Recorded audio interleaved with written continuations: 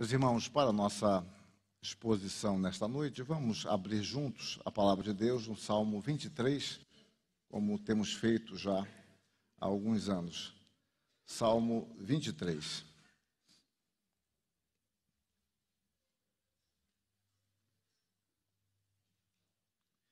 Vamos ler juntos apenas o primeiro verso. Leiamos então. O Senhor é o meu pastor, nada me faltará. Amém. Meus irmãos, um dos princípios que a Reforma Protestante no século XVI adotou é um princípio muito simples e que nos acompanha no que concerne à leitura das Escrituras.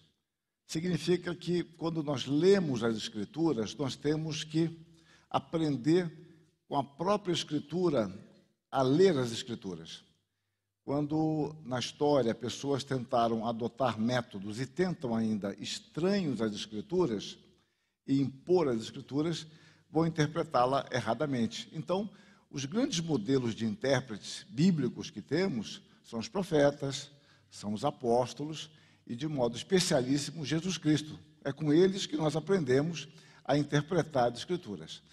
Bom, isso é um princípio básico, de que a melhor intérprete da Escritura é a própria Escritura. É por isso que quando nós lemos, inclusive, devocionalmente a Bíblia, nós vamos entendendo melhor uma passagem, lança a luz sobre outra, e é muito comum, não sei se as pessoas ainda fazem isso, de anotar a lápis uma referência, fazer um cruzamento de referência com outra, porque aí nós entendemos melhor algumas passagens através de outras ou de alguma explicação dada pelo apóstolo ou por Jesus Cristo.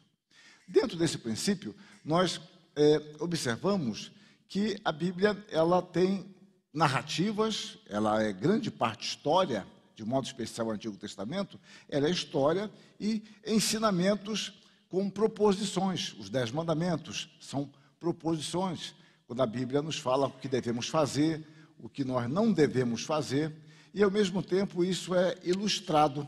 E a história vem demonstrar, eu disse isso aqui em outra ocasião, a história demonstra a veracidade daquilo que a Bíblia ensina. Não faça isso. E quando as pessoas fazem, assumem as consequências. Ou bem-aventurado quem age desta forma. E a Bíblia mostra pessoas agindo daquela forma e sendo bem-sucedidos.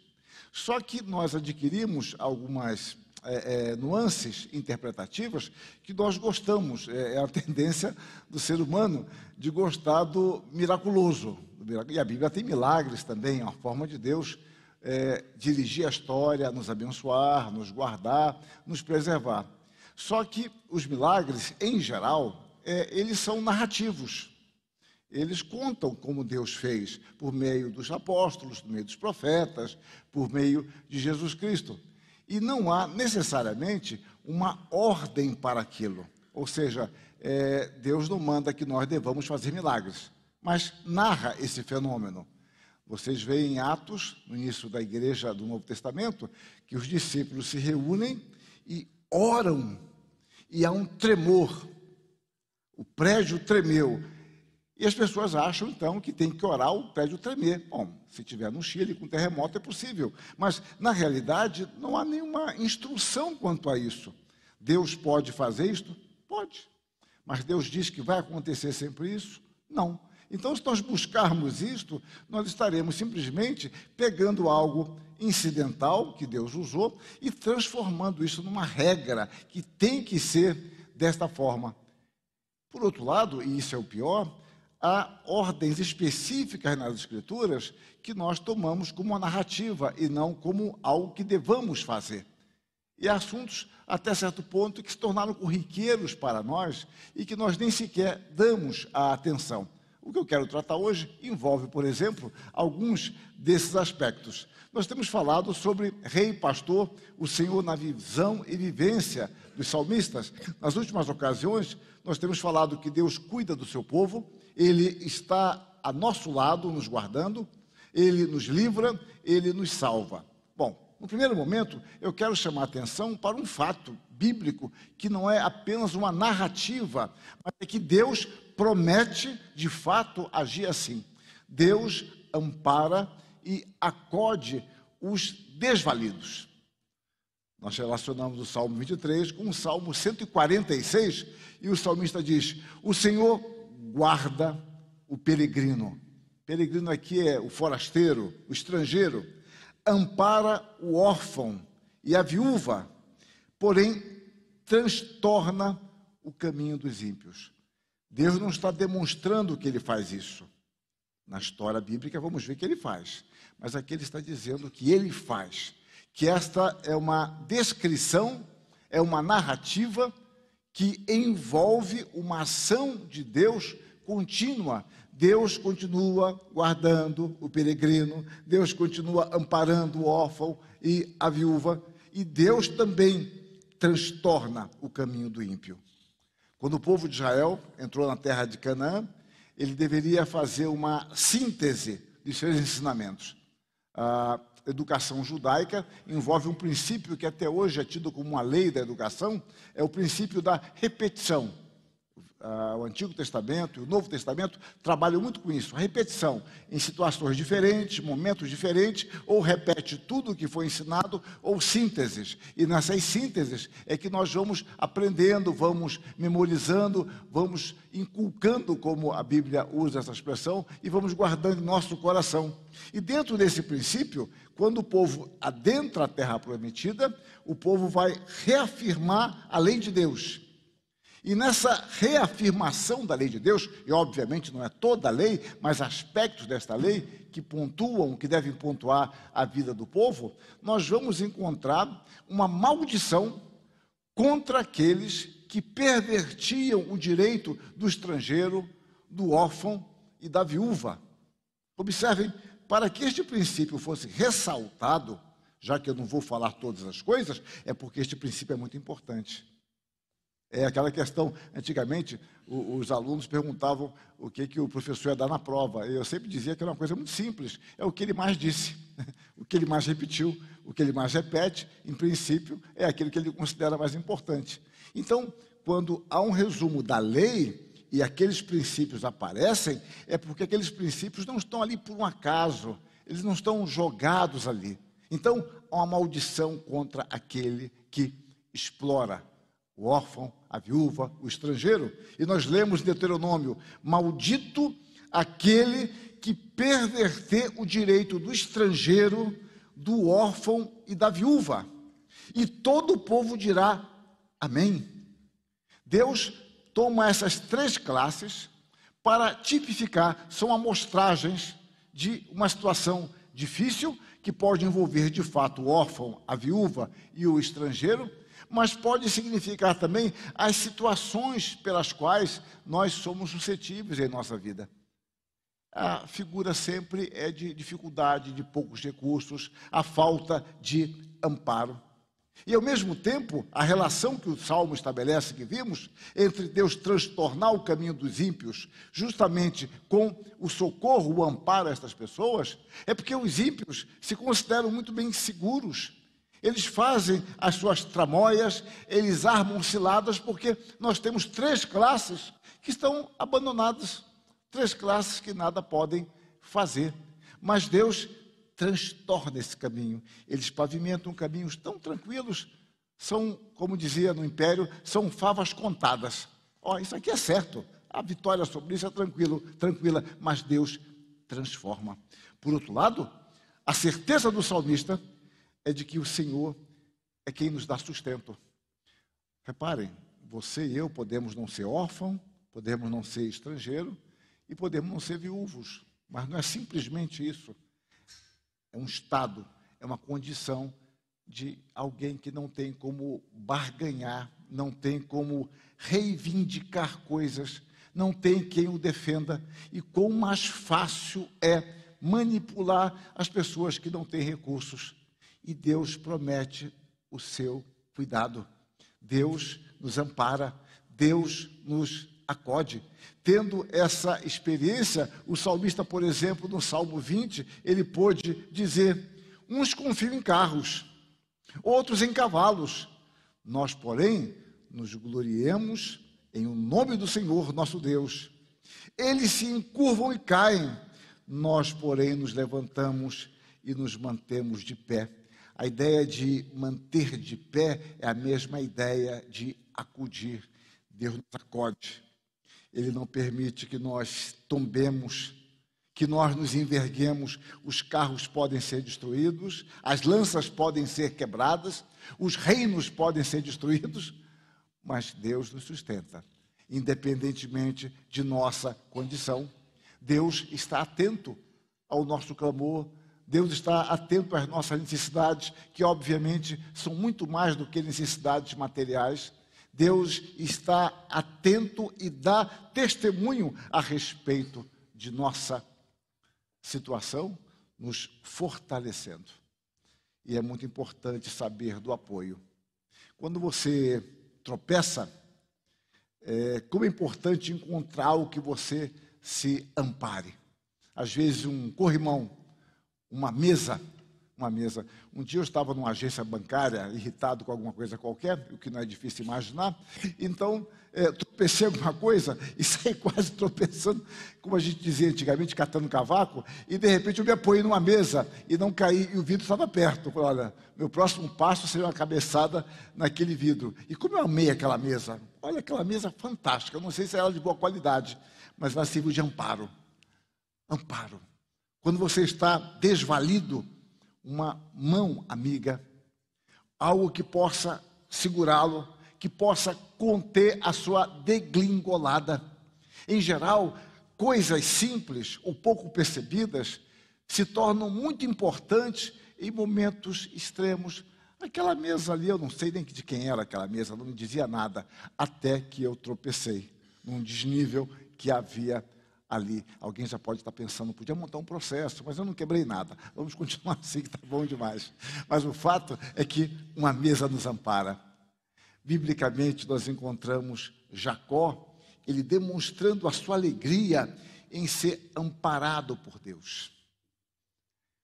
A ideia de amparar é de nos dar sustento, e uma ideia embutida na palavra, nos originais, é de continuidade. A ideia de que nós estamos caindo, ele nos ampara e nos conduz, digamos assim, nos conduz ao equilíbrio, nos devolve a uma situação de, entre aspas, normalidade. Então, Deus nos ampara. E Jacó, ele vai testemunhar diante de José a respeito de Deus. E abençoou a José, dizendo, o Deus em cuja presença andaram meus pais, Abraão e Isaque, o Deus que me sustentou durante a minha vida até este dia. Toda essa tradução que me sustentou durante é a palavra apenas amparar. Que me sustentou durante a minha vida. Jacó, ele não está dizendo que teve vida tranquila, ele não está dizendo que não passou medo, ele não está dizendo que na sua juventude ele era um mentiroso, que ele era um enganador. Ele não está dizendo que não sofreu as consequências do seu pecado. Nada disso ele está dizendo a José. Ele está apenas dizendo que Deus o sustentou. Que ele chegou até ali, em meio a provações, a dificuldades, a consequências dos seus pecados, a perseguições, a tristezas, a chorar anos e anos pela suposta morte de seu filho, a perda de seu filho, já que foi assim que ele considerou José como morto. Deus o sustentou. E nós encontramos isto, meus irmãos, demonstrado nas Escrituras, que o nosso pastor, ele nos sustenta. No Salmo 147 lemos, o Senhor ampara os humildes e dá com os ímpios em terra. E mais, o Senhor mantém a causa do oprimido. O Senhor mantém a causa do necessitado.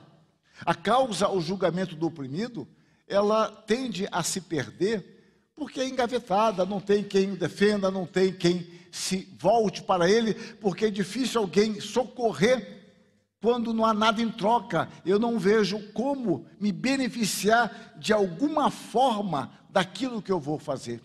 E mesmo que nós nos sintamos assim, meus irmãos, Deus cuida de nós. Seja qual for a nossa causa, Deus toma a nossa causa para si mesmo, porque Ele é o nosso pastor. O Senhor é o nosso pastor. E Ele cuida de nós. E nós encontramos o salmista dizendo, sei que o Senhor manterá a causa do oprimido e o direito do necessitado. Porque Deus mesmo leva a bom termo as nossas angústias.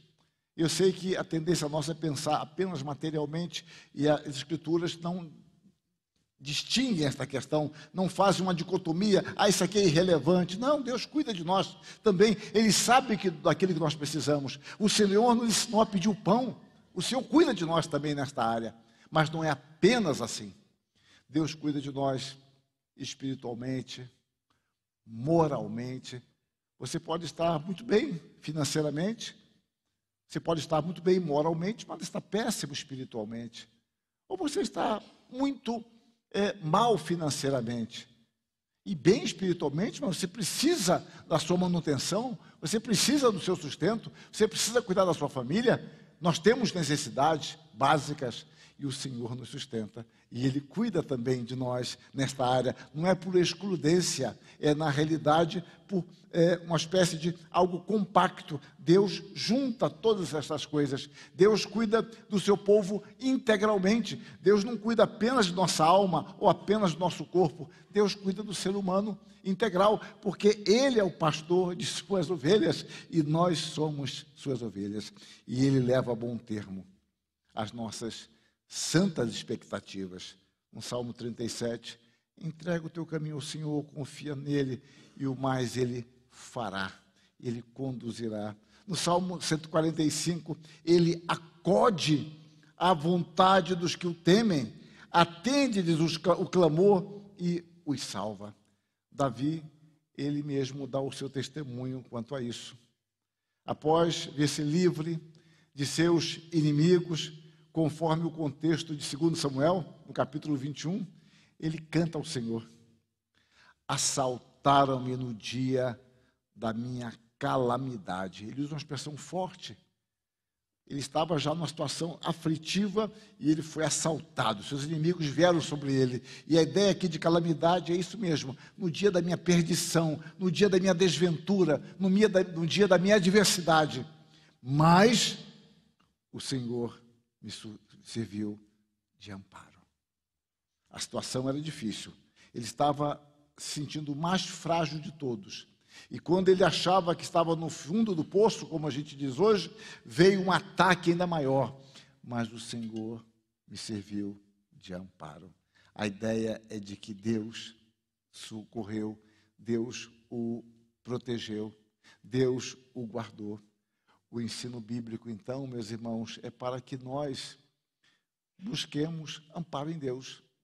Nós temos nossos carros, usando a figura que o salmista emprega, usemos nossos carros. Nós temos nossas lanças, usemos nossas lanças.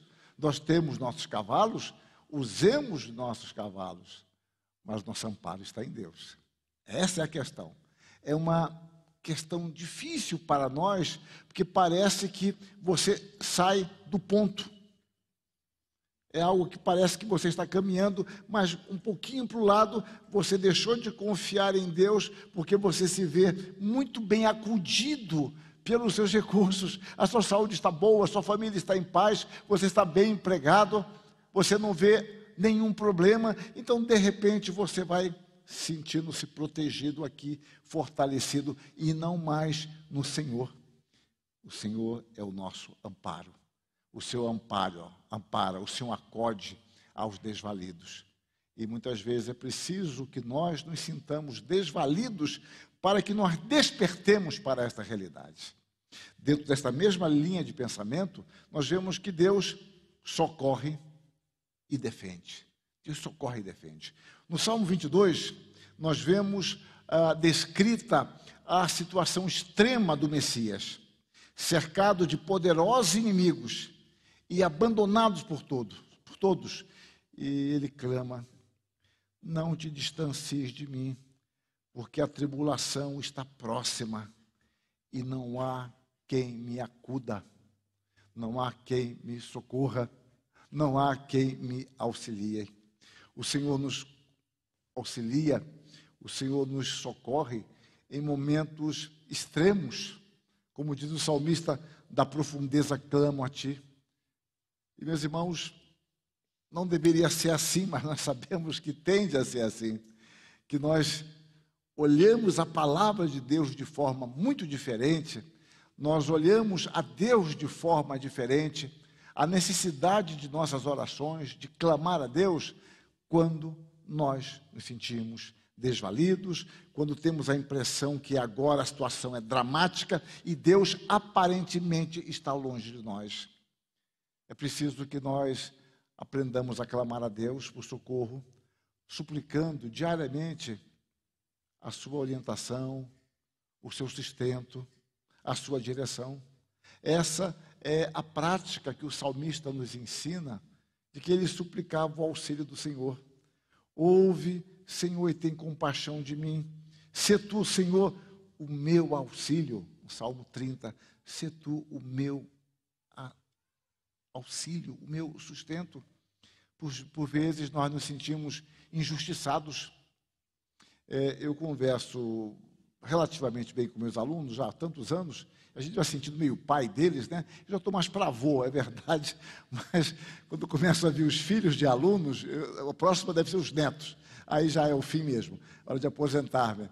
Então eu converso muito com eles e eu falo, olha, quando vocês se formarem daqui a alguns anos, eu sempre brinco, a turma de 20, uns 3 vão se formar, em breve, se Deus permitir, então vocês se aproximem na região de vocês de pastores mais velhos, porque é importante conversar com pastores mais velhos, mais experientes, é muito importante isso, o aprendizado, etc. Mas eu abro uma ressalva.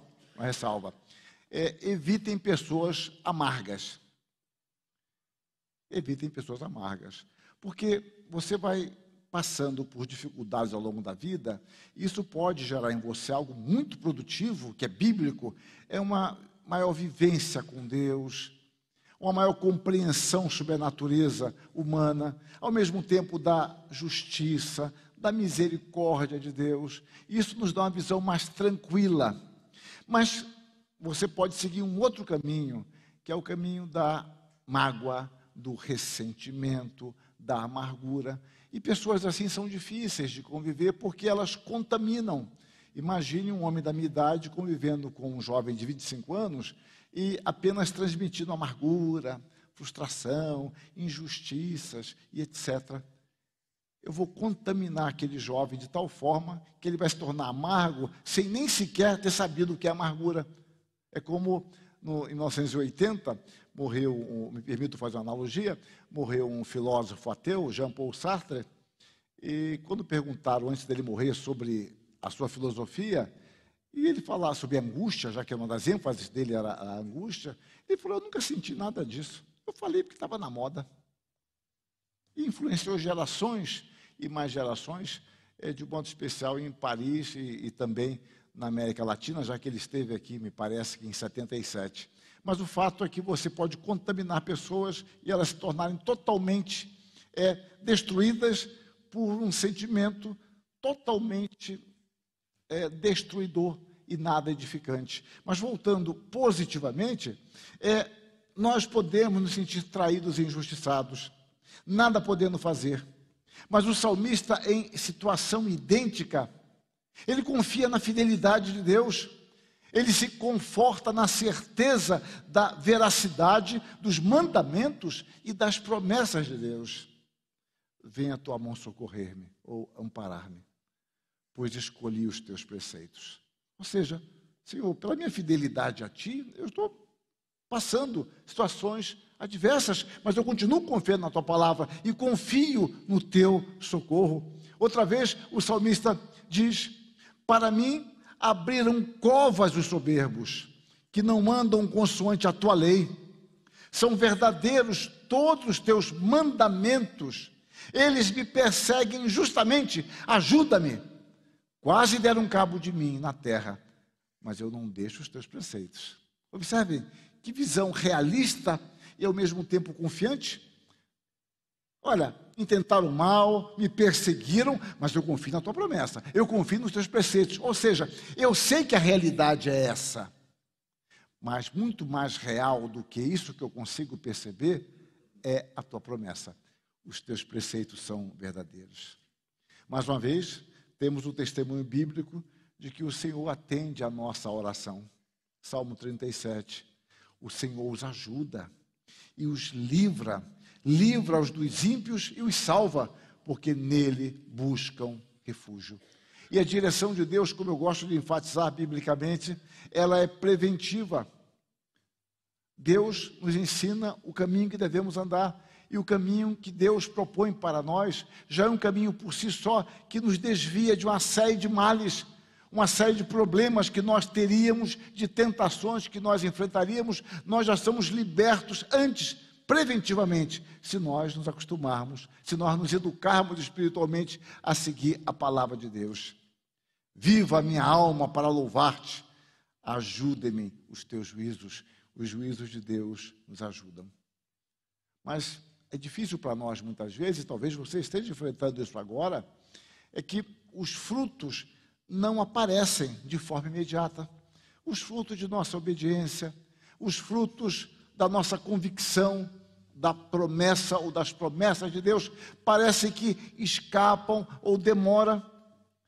E o desafio bíblico é que devemos continuar confiando e esperando em Deus.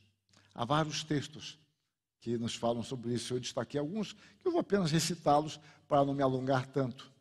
Nossa alma espera no Senhor, nosso auxílio e escudo. Salmo 33. Salmo 54. Eis que Deus é meu ajudador. O Senhor é quem me sustenta a vida. Salmo 121. Eleva os olhos para os montes, de onde me virá o socorro? O meu socorro vem do Senhor, que fez o céu e a terra. Reparem, Deus pode se valer de meios, e ordinariamente se vale, mas a fonte originadora do socorro está em Deus. Eleva os olhos para os montes, de onde me virá o socorro? O meu socorro vem do Senhor. Salmo 124, o nosso socorro está em o nome do Senhor, Criador do céu e da terra. Salmo 70, eu sou pobre e necessitado, ó Deus, apressa-te em valer-me, pois tu és o meu amparo e o meu libertador. Senhor, não te detenhas.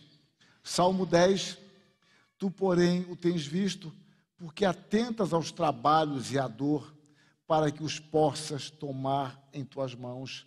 A ti se entrega o desamparado. Tu tens sido o defensor do órfão. Tu tens sido o defensor do órfão. Muitos desses textos aparece a palavra socorro, ajuda, proteção, amparo. Uma das palavras corretas do Antigo Testamento é a palavra que é usada para a mulher, quando diz que Deus cria a Eva, que seria uma auxiliadora. E esta palavra, ela é muito usada para Deus, e ele é aplicado de forma muito especial à mulher.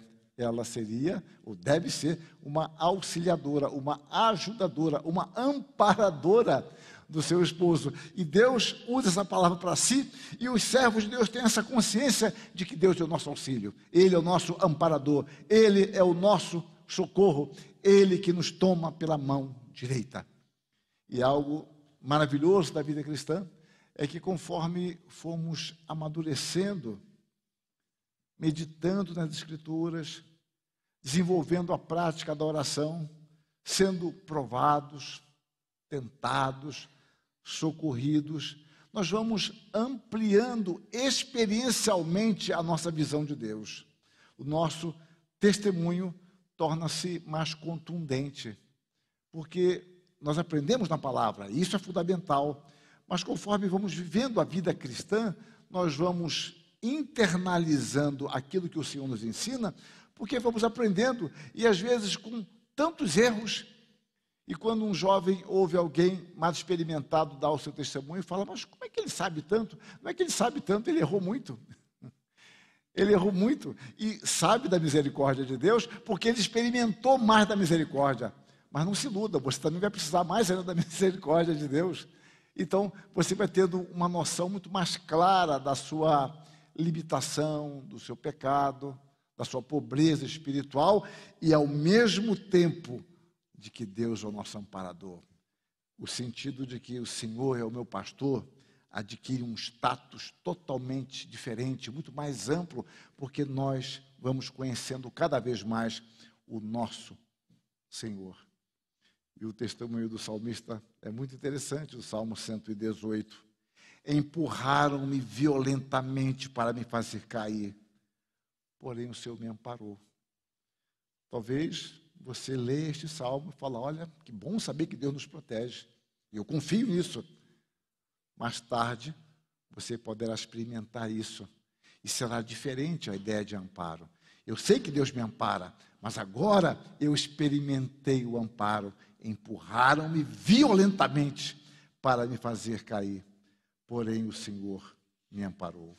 Uma das grandes bem-aventuranças da vida cristã é termos Deus como auxílio, como o socorro. Salmo 146, bem-aventurado aquele que tem o Deus de Jacó por seu auxílio, cuja esperança está no Senhor, seu Deus. Reparem, a esperança está no Senhor. Usamos dos recursos que Deus coloca à nossa disposição, recursos que devem ser usados licitamente, mas nós confiamos no Senhor. Então, toda esta vivência de fé e aprendizado, por meio de nossa preservação e libertação, deve nos conduzir ao louvor a Deus, como o salmista no Salmo 28. O Senhor é minha força e o meu escudo, nele o meu coração confia, nele eu fui socorrido. Reparem, a experiência, ele sabia que Deus o socorre, mas agora ele está dizendo, olha, nele eu fui socorrido. Por isso, o meu coração exulta e com o meu cântico o louvarei. As promessas de Deus, elas vão se tornando realidades, conforme vamos vivendo. Nós cremos pela fé. E com o passar dos anos, nossa vida, com nossos erros, com nossos acertos, a misericórdia se torna mais real, a graça se torna mais presente, as promessas de Deus se tornam mais vívidas. E este é o nosso Senhor, este é o nosso pastor, e Ele cuida de nós. O Senhor é o nosso pastor, nada nos faltará. Deus nos abençoe. Amém.